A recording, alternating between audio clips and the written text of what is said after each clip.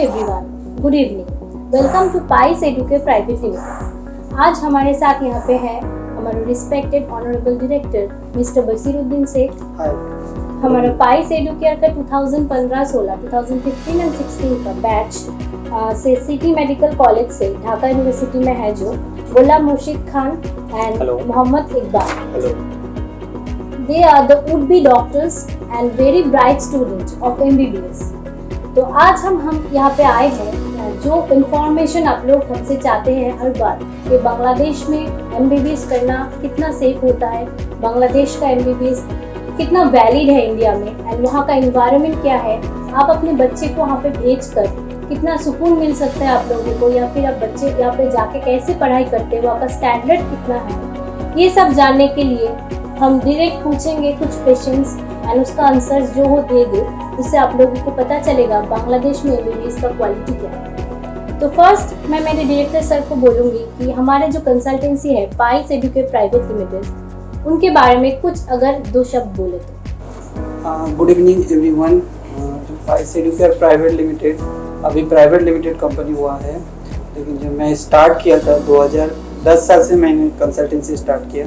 पहले शुरू से मैंने BEd DEd और यूनिवर्सिटी का काम करता था, लेकिन मैं जो फर्स्ट बैच फॉरेन का काम किया था तो जो मोहम्मद इकबाल है और गुलाम मुर्शिद खान है, इन लोग को मैंने फर्स्ट एडमिशन कराया था हमारा पाइस एडुकेट के थ्रू। उसके बाद धीरे धीरे अपना 15, 16, 17, 18, 19 बैच निकल चुके हैं। अभी 20 बैच के लिए प्रिपरेशन चल रहा है, एडमिशन चल रहा है, काउंसलिंग चल रहा है। तो काफ़ी सपोर्ट हमको भी स्टूडेंट की तरफ से मिला है।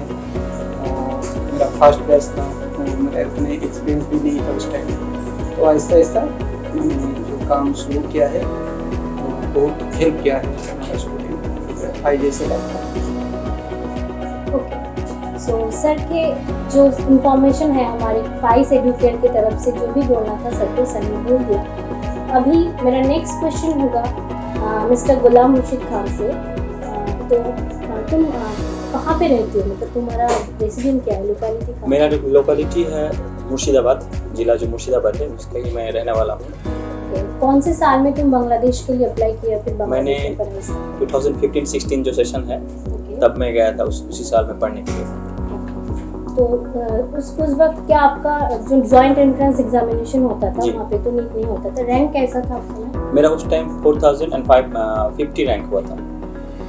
तो आपने बांग्लादेश ही क्यों चूज किया एडमिशन के लिए? चूज किया ऐसे तो चूज करने का बहुत सारे रीज़न है, अगर बताऊं तो बताना पड़ेगा एक साइड से। जैसे कि यहाँ वहाँ पे जो सिलेबस है और यहाँ का हम लोग का जो सिलेबस है वो लगभग सेम ही है, और वहाँ का जो सारे किताब है, सारे बुक्स है जो फॉलो करते हैं, तो यहाँ का सेम बुक्स जैसे एनाटॉमी, फिजियोलॉजी, सब सारे बुक्स जो हैं सब जी यहाँ पे जो मेडिकल कॉलेज हैं तो वो एक ही जैसे ही बुक्स फॉलो करते हैं। और सेम है, मतलब इंडिया में जैसे पढ़ाते हैं वहाँ पे भी सेम है। ओके, तो सिटी मेडिकल कॉलेज आपने चूज किया क्योंकि वो MCA अप्रूव्ड है? जी MCA अप्रूव्ड। ढाका एयरपोर्ट से का डिस्टेंस कितना है, मतलब कितना वक्त लगता है? ऐसे ही कोई 15 से 18 किलोमीटर होगा और डिस्टेंस अगर कार में जाए कोई प्राइवेट कार में तो 40 से 45 मिनट लगा और मैक्सिमम 1 घंटे के अंदर हो जाएगा। सो हमारे पास ऐसा क्वेश्चन आता है जो हर एक पेरेंट्स इंडिया से बच्चे को भेजते हैं, तो उनको लगता है कि बाहर अब्रॉड जाने के बाद एनवायरनमेंट इश्यूज होता है। कुछ बच्चा अगर बाहर जाते हैं तो बहुत सारे प्रॉब्लम फेस करना पड़ता है कॉलेज में। तो आपके जो सिटी मेडिकल कॉलेज है वहाँ पे जाके पहले आपका फीलिंग कैसा था, मतलब बाहर से गए सभी अननोन है तो कैसा एटमॉस्फेयर था वहाँ का? एटमॉस्फेयर मतलब जो फीलिंग्स पहले वो बता दूँ कि क्या हुआ था कि जब हम लोग पहले गए थे तब तो ऐसे ही बहुत छोटे थे, 5 साल 6 साल पहले, तो उस टाइम मेरा कोई एक्सपीरियंस भी नहीं है कि बाहर में कभी मैं गया हूँ, अकेले किसी से बात किया हूँ। तो उस टाइम में थोड़ा हमको नर्वस फील हो रहा था कि जाऊँगा दूसरे कंट्री में, वहाँ का कंट्री का जो आदमी है वहाँ पे जो लोकलिटीज जो हैं लोकल्स वो कैसे बिहेव करेंगे हमारे साथ, कि कॉलेज स्टाफ क्या करेंगे ना, बहुत सारा ऐसे बहुत डर लगा हुआ रहा था कि क्या होगा ना होगा। उसके बाद थोड़े दिन रुकने के बाद पता चला कि नहीं यहाँ सब नॉर्मल है, कोई ऐसा कुछ नहीं होता है कि कोई फॉरेन से अलग तरीके से मतलब बिहेव करते हैं, कुछ नहीं होता है, ये सब नॉर्मल ही है। सो फ्रेंड्स, अब लोगों को पता चला कि जो बच्चा बाहर पढ़ने जा रहे हैं बेसिकली इन बांग्लादेश, तो इन्वायरमेंटल इशू ऐसा कुछ नहीं है जैसे पेरेंट्स का बहुत सारे टेंशन रहता है कि बच्चा बाहर जा रहा है, तो ऐसा कुछ नहीं है। तो आपने सुन लिया कि सिटी मेडिकल कॉलेज का ही है ये। तो नेक्स्ट क्वेश्चन मेरा है मिस्टर मोहम्मद इकबाल से। तो आप मुर्शिदाबाद से ही हो क्या? मैं भी मुर्शिदाबाद से हूँ। आप सिटी मेडिकल का ही city medical college and hospital से। कौन सा ईयर चल रहा है? मैं भी 2015 एंड 16 बैच का हूँ। तो अभी ये क्वेश्चन मेरा आपसे है कि वहाँ का फैकल्टीज जो है, उन्होंने तो बता दिया एनवायरमेंट इश्यूज, तो वहाँ उस कितना कोऑपरेटिव है, मतलब आप लोगों को पढ़ाई में कितना हेल्प करता है, ऐसा कुछ इन्फॉर्मेशन? फैकल्टीज जो है बहुत हेल्पफुल है। वाइस प्रिंसिपल, प्रिंसिपल सर, तो सर राम डायरेक्टर बसीरुद्दीन सर से भी बहुत अच्छे से बात किए थे। हम लोगों की सब पॉजिटिव थिंकिंग जो है, सबने बोला यहाँ का इन्वायरमेंट कैसा है, कैसा पढ़ाई कैसा है, और भी सबसे अच्छा बात जो बोला कि यहाँ का जो FMG का जो एग्ज़ाम है उसका रैंक मतलब पर्टिकुलरली अदर्स जो स्टेट है बांग्लादेश के पास का चांस सबसे ज़्यादा है। तो इस वजह से हम बांग्लादेश ज़्यादा चूज़ किए। और फैकल्टीज जो है तो यहाँ का बांग्लादेश का और इंडिया का जो एजुकेशन सिस्टम, बुक्स सब सेम है। और सर लोग जो ढाका में जो है कॉलेज, इसका वजह से एक अपॉर्चुनिटी ज़्यादा मिलता है कि ढाका यूनिवर्सिटी के जो प्रोफेसर है वो हम लोगों का प्राइवेट कॉलेज में आगे पढ़ाते हैं। ये सबसे बड़ा इम्पोर्टेंट बात है। ओके, सो आपने सुन लिया कि ढाका यूनिवर्सिटीज का जो प्रोफेसर्स हैं वही प्राइवेट कॉलेज में आके पढ़ाते हैं रिटायरमेंट के बाद। तो वो चीज़ आपने सुन लिया कि वो पे पढ़ाई के लिए कोई दिक्कत नहीं होता है, वो बहुत कोऑपरेटिव है। सो नेक्स्ट क्वेश्चन इज, आपको क्या लगता है वहाँ से पढ़ाई करने के बाद आपका जो ये नेक्स्ट एग्जामिनेशन आने वाला है, जो पहले फॉरेन मेडिकल ग्रेजुएट होता था, तो वो एग्जामिनेशन के लिए कैसे प्रिपरेशन ले रहे हैं? अलग से कुछ प्रिपरेशन या फिर अलग से? अभी जो हम लोगों का प्रॉप एग्जाम है फाइनल ईयर का, तो फाइनल ईयर का एग्जाम का जो सिलेबस है वही अगर अच्छे से रेगुलरली कवर कर लिए तो FMG इजीली हो जाएगा। और सबसे बड़ी इम्पोर्टेंट बात है कि रेगुलर रहना है। FMG का एग्जाम फाइनल टॉप देने के बाद FMG जो है वो फिर हम इंटर्नशिप के टाइम में फिर मैरो या प्री फ्लडर से ऑनलाइन कोचिंग करके हम लोग फिर इसका प्रिपरेशन अच्छे से देंगे। सो नेक्स्ट क्वेश्चन इज, जो मैं आपसे पूछना चाहती हूँ, हमने सुना है कि क्लिनिकल ट्रेनिंग का पार्ट रहता है, तो वो कब से शुरू होता है? वो शुरू होता है थर्ड ईयर से शुरू होकर मतलब थर्ड ईयर से फाइनल ईयर तक चलता है। फाइनल ईयर तो धीरे धीरे स्टार्ट होता है। पहले थोड़ा कम वक्त जाया करते हैं उधर पे, और धीरे धीरे जब हम लोग का ईयर प्रमोट करता है तो पूरा फाइनल ईयर में जैसे कि पूरा ही करना पड़ता है उधर। जो लास्ट 6 मंथ होता है, जो उसको ब्लॉक पोस्टिंग बोलते हैं, पूरा दिन भर ही हम लोग क्लिनिकल पे ही रहते हैं, मतलब हॉस्पिटल में ही क्लास होता है। उधर ही पेशेंट के साथ उठना बैठना सभी देखना, उधर ही देखना पड़ता है सब पूरा ही। एंड द नेक्स्ट थिंग जो हमेशा क्वेश्चंस आते हैं पेरेंट्स की तरफ से, एक इंक्वायरी है कि यहाँ पे कम्युनिटी मेडिसिन एग्जाम होता है, उसके रिगार्डिंग कुछ इन्फॉर्मेशन अगर आप देना चाहते हैं। इन्फॉर्मेशन कम्युनिटी मेडिसिन जो बुक्स हम लोग फॉलो करते हैं बांग्लादेश में ढाका यूनिवर्सिटी, उसका बुक्स इधर जो है वेस्ट बंगाल बोलो या MCA के अंदर में जितने सारे कॉलेज हैं इंडिया में, सारे सेम बुक्स जो पार्क बुक्स हैं, जो पार्क राइटर हैं, तो पार्क का बुक ही उधर भी फॉलो करते हैं, उस बुक से ही पढ़ाई करते हैं। और अगर बुक्स सेम है तो फिर इधर MCA जब हम लोग FMG या फिर नेक्स्ट जो भी दें एग्जाम, उसमें तो बहुत सारे मार्क्स ये कैरी करता है कम्युनिटी मेडिसिन, तो हम लोग को तो ये हेल्प मिलेगा, ये उधर से ही मिलेगा। तो दूसरी कंट्री में नहीं, शायद वो अगर बुक्स नहीं फॉलो करेगा तो नहीं मिलेगा ये, और उधर में तो सेम बुक्स फॉलो करते हैं। सबसे बड़ा फायदा तो यहीं पर ही है कि जो बांग्लादेश में जो बुक्स फॉलो करते हैं, इंडिया में सेम बुक्स फॉलो करते हैं, तो आके हम जब MCA का एग्जाम देंगे तो तब तो हमको बहुत फायदा मिलेगा। नया तरीके से पूरा पढ़ना नहीं पड़ेगा, जो हम पढ़ के आए हैं वही चलेगा। Okay, so this is the main reason. Actually madam, जो मेडिकल एजुकेशन में जो होता है पैटर्न ऑफ डिजीज, तो हम लोग इंडिया या वेस्ट बंगाल जो पैटर्न ऑफ डिजीज सेम है, और बांग्लादेश में पैटर्न ऑफ डिजीज सेम है, बीमारी भी सेम है, तो इसीलिए सेम प्रैक्टिस इंडिया को भी मिल जाता है। सो पेरेंट्स, आप लोग ये सुन सकते हैं यहाँ से कि जो आप लोगों का जो टेंशन रहता है कि बाहर से बच्चा आने के बाद जो फॉरेन मेडिकल ग्रेजुएट एग्जामिनेशन होता था, जो कि 23 से नेक्स्ट होने वाला है, उसके लिए अलग से प्रिपरेशन लेने की कोई ज़रूरत नहीं होगा, क्योंकि सेम पैटर्न, सेम सिलेबस, सब कुछ फॉलो होता है। And the next question is, जो मैं आपसे पूछना चाहती हूँ कि वहाँ का जो एग्ज़ाम पैटर्न है, मतलब कि आपको बहुत सा प्रेशर रहता है एग्ज़ाम के लिए, पढ़ाई कितना करना पड़ता है हेल्प देने नहीं, से? अगर एमबीबीएस जो सिलेबस है, अगर रेगुलर, मैं बात रिपीट फिर से कर रहा हूँ, अगर एमबीबीएस डिग्री मतलब ये अगर रेगुलर रहे फर्स्ट ईयर से तो बहुत सा कोई प्रेशर नहीं आएगा। सर लोग हम लोग एग्जाम कैटेगरी में ऐसे अंदर ले जाएगा, टर्म होगा, टर्म के बाद कार्ड होगा, कार्ड के फाइनल टॉप, अगर इसमें हम रेगुलर रहे तो फाइनल टॉप बहुत इजी हो जाएगा।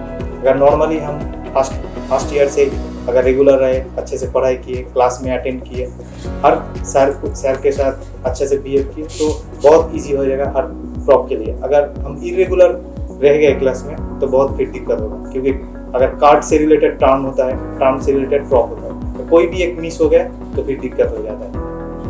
ओके, सो जो स्टूडेंट बांग्लादेश एमबीबीएस के लिए सोच रहे हैं तो उसके लिए इम्पोर्टेंट पार्ट उन्होंने बोल दी कि आपको पढ़ाई जो है वो रेगुलर करना चाहिए। ऐसा नहीं कि फर्स्ट ईयर का जो है वो सेकेंड ईयर तक चलेगा या फिर कुछ ऐसा नहीं चलेगा। आपको रेगुलर का पढ़ाई रेगुलर करने से अच्छे से एग्जाम क्लियर हो जाए।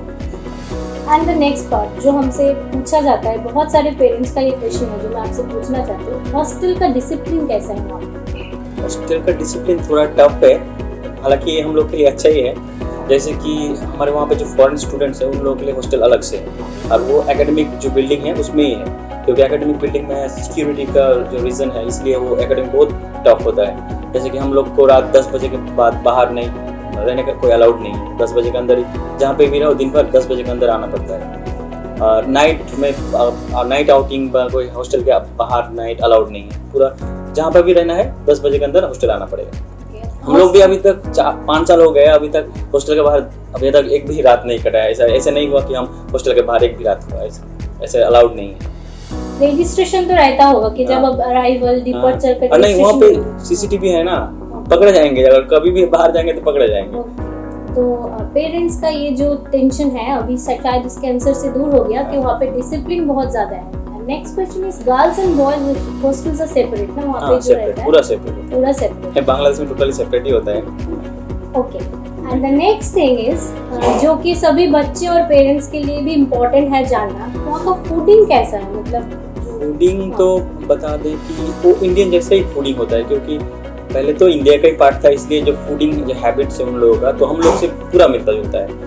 जैसे खाने में अगर किसी को राइस पसंद है तो राइस ले सकता है, अगर रोटी वगैरह पसंद है तो वो भी खा सकता है, पूरा सभी मिलता है उधर। मतलब ऐसा कुछ अलग से नहीं है कि हम खा नहीं सकते, कि ऐसा कोई दूसरे कंट्री में जाएगा, मैं दूसरे कंट्री एग्जाम्पल तो चाइना या फिर फिलीपींस, वहाँ पे खाने का जो दिक्कत आता है ना, जैसे कि कलकत्ता में अगर दूसरे स्टेट्स का आके खाएगा तो उसको क्या दिक्कत होगा? कुछ दिक्कत नहीं होगा, क्योंकि यहाँ पर रोटी सब्जी भात सभी मिलता है। वहाँ पे भी सेम, कोई फूडिंग का कोई प्रॉब्लम ही नहीं है उधर। इंडियंस का तो हम बोलेंगे ये बात कि कोई इंडियंस का ये प्रॉब्लम नहीं होगा। ओके, और जो लोग नॉन वेज खाते हैं बेसिकली उसका तो प्रॉब्लम नहीं होगा, लेकिन जो लोग वेज खाते हैं तो वेज खाने से क्या प्रॉब्लम? बहुत लड़का सभी अवेलेबल है, सभी अवेलेबल है। वेज खाया तो बहुत लोग, सारे लोग वेज खाते हैं तो वेज ही खाते हैं, कोई प्रॉब्लम कोई दिक्कत नहीं। ठीक है, तो अभी शायद इन लोगों की जो आंसर्स है उनसे आपको पता ही चला होगा कि बांग्लादेश में एमबीबीएस करने का क्या क्या एडवांटेजेस है, और आप लोगों के पास जो भी क्वेश्चंस था फूडिंग को लेकर, हॉस्टल्स को लेकर, डिसिप्लिन को लेकर, शायद ही इन इंटरव्यू को देखने के बाद आप लोगों को क्लियर होगा। नेक्स्ट मैं पूछना चाहती हूँ कि हमारा जो पाइस एडुके कंसल्टेंसी है, इनसे रिलेशनशिप, मतलब इनके बारे में आपको क्या मानना है, फीडबैक क्या है? आपको हेल्प मिला सर के बारे में? 5 साल हो गया, ठीक है, 5 साल बिता चुके हैं, अभी भी साथ में ही है।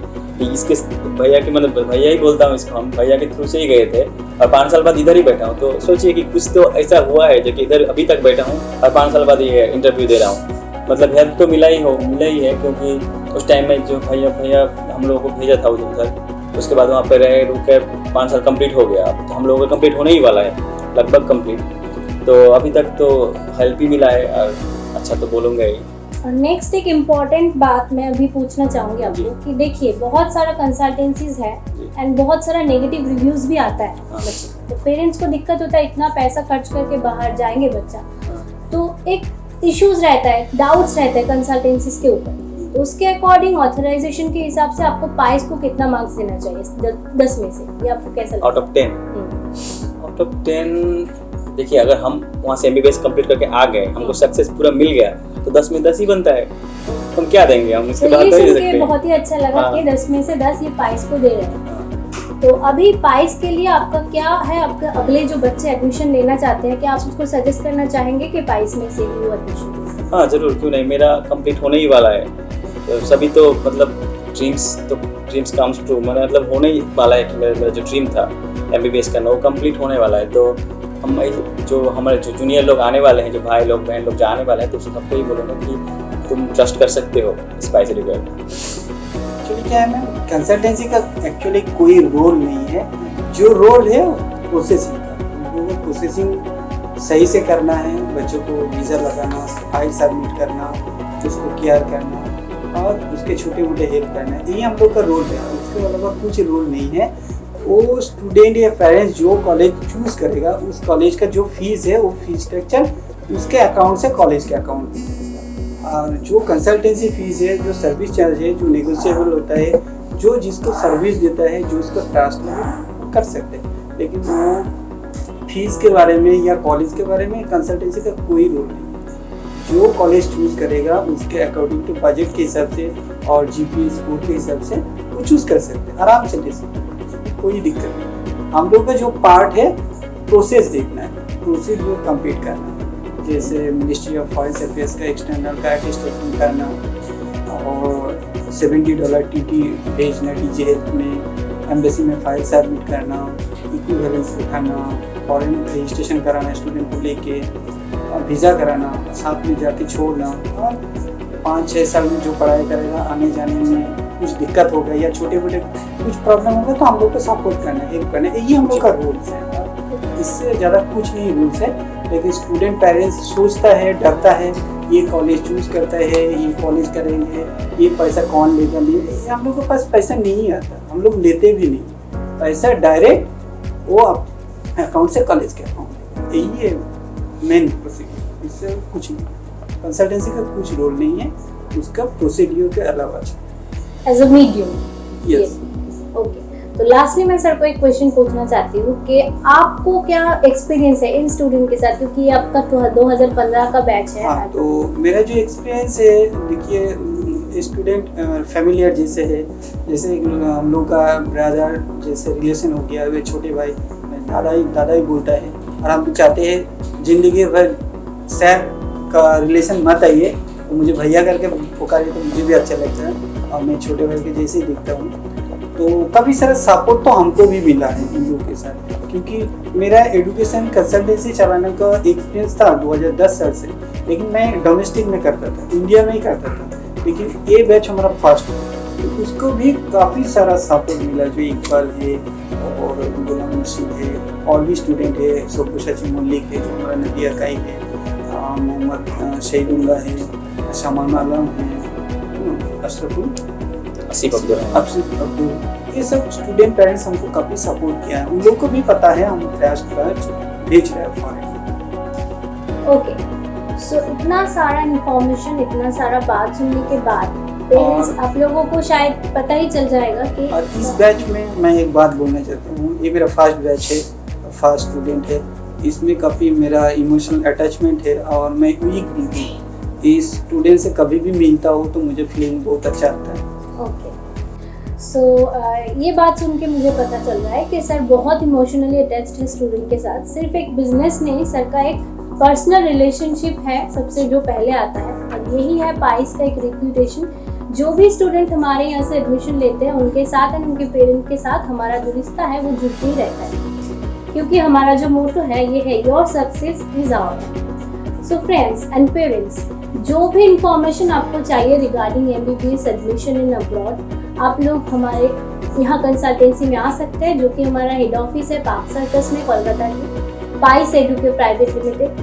तो यहाँ पे आके हम लोग हमसे बात कर सकते हैं, काउंसलिंग ले सकते हैं, पूरा फ्री काउंसलिंग हम लोग प्रोवाइड करते हैं। अगर आपको एडमिशन लेना है तो ही हम चार्जेस अप्लाई करते हैं, और पूरा कंसल्टेंसी फी जो कुछ भी है वो एडमिशन लेने के बाद ही आपको देना पड़ता है।